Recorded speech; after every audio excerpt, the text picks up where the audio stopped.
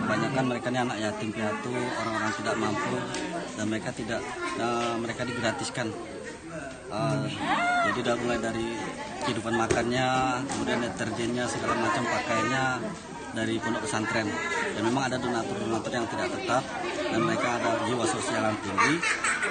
Mereka ada keinginan, akhirnya mereka menyumbangkan sedikit demi sedikit rezeki yang mereka berikan. Artinya dengan keterbatasan itu anak-anak terus bertambah? Alhamdulillah, dengan keterbatasan ini anak-anak terus bertambah, sehingga kita sudah mendirikan 5 cabang.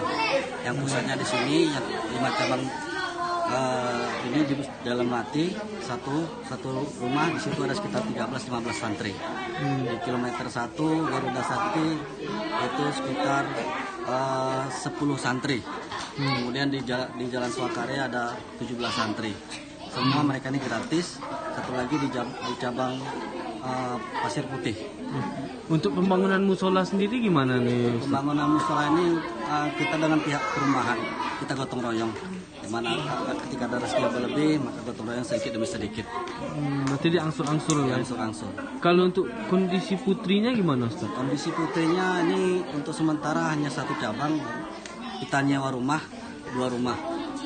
Mereka santri putrinya ada sekitar 10 orang santri.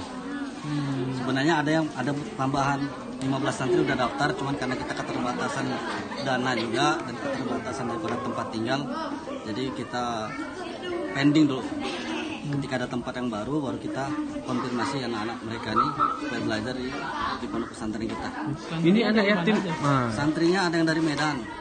Ada yang dari Medan, ada yang dari Tembilahan, ada yang dari Pasir Pangarayan, kemudian ada dari Dumai juga. Jadi mereka ini di luar kota Pekanbaru. Rata-rata usia berapa? Rata-rata usianya 8 tahun sampai 17 tahun.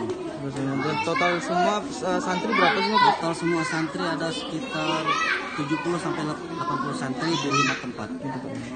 Di tempat yang lain tuh kondisinya seperti ini? Kondisinya sama. Kalau untuk katanya tadi Pondok Putri juga dikenakan biaya sewa, Ustaz. Berapa sih, Ustaz? Kita tidak menyewa, kita menyewa sama orang rumah.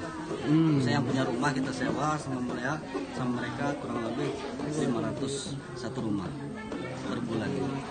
Bantuan untuk adik ini, untuk anak-anak santri ini berupa mukena, sajadah, Al-Quran, songkok, dan pakaian-pakaian yang lainnya. Dan ini juga ada sembako seperti mie instan, minyak sayur, juga ada sabun mandi dan lain sebagainya. Mudah-mudahan sedikit bantuan dari Pekanbaru Kota Portuah ini, yang mana adalah bersumber dari para anggota, sumbangan ibu-ibu juga, bermanfaat untuk adik kita ini, dan kedepannya mudah-mudahan silaturahmi kita ini bisa berkelanjutan. Sedikit saya tambahkan juga, waktu saya kemarin ketemu dengan Ustadz untuk masalah pendidikan adik kita ini, kan sekarang masih diusahakan dengan paket ya.